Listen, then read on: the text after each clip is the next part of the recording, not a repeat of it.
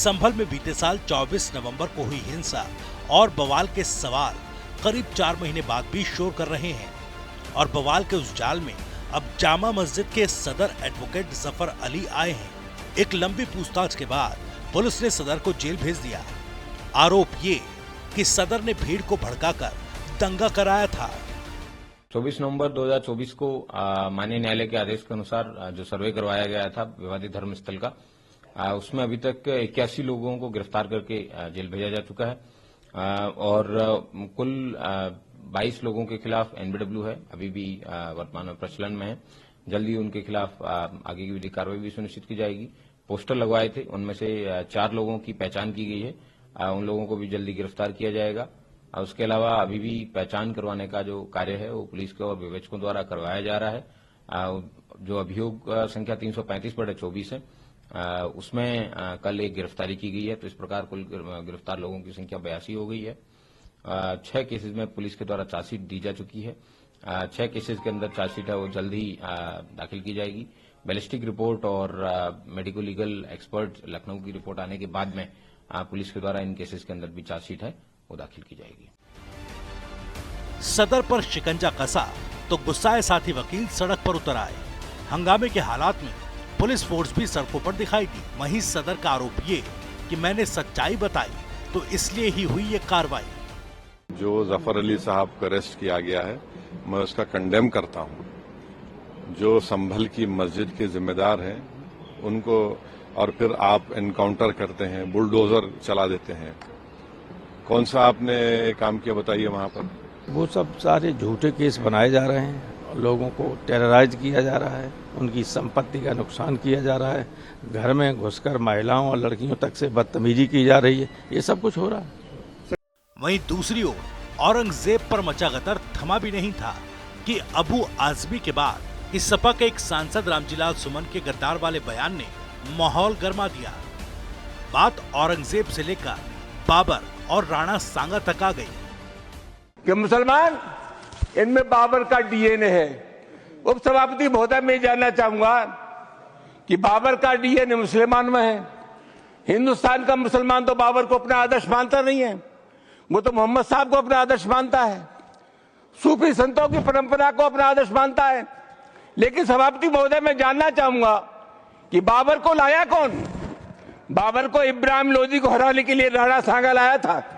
तो मुसलमान तो बाबर की औलाद हैं और तुम गद्दार राणा सांगा की औलाद हो, ये हिंदुस्तान में तय हो जाना चाहिए।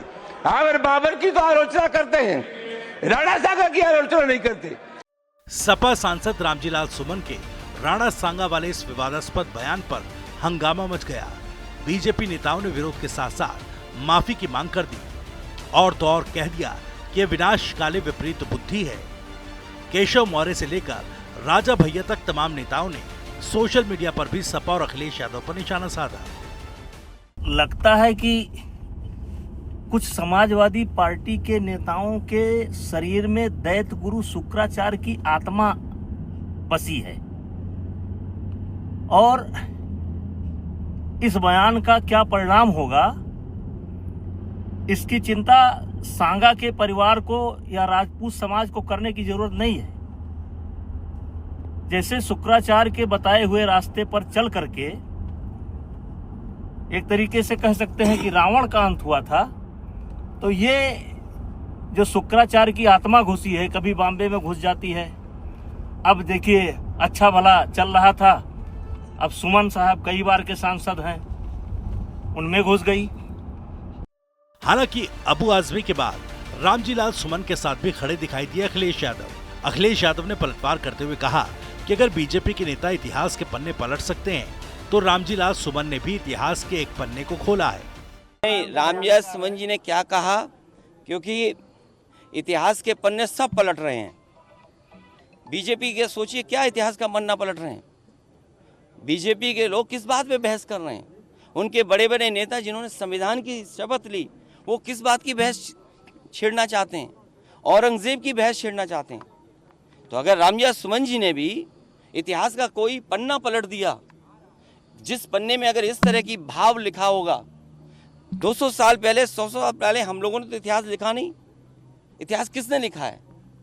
इसलिए भारतीय जनता पार्टी से पूरे उत्तर प्रदेश की हमारी समाजवादी पार्टी की तरफ से निवेदन है कि इतिहास के पन्ने ना पलटें, क्योंकि इतिहास के पन्ने अगर पलटे जाएंगे तो लोग ये भी याद करेंगे कि छत्रपति शिवाजी महाराज जब उनका तिलक होना था तो किसी ने उनका तिलक नहीं किया और हाथ से तिलक नहीं किया गया।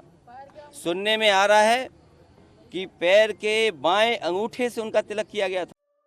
बहरहाल अबू आजमी के औरंगजेब वाले बयान पर मचा घमासान थमा भी नहीं था कि अब सुमन के शब्दों पर संग्राम मचा है।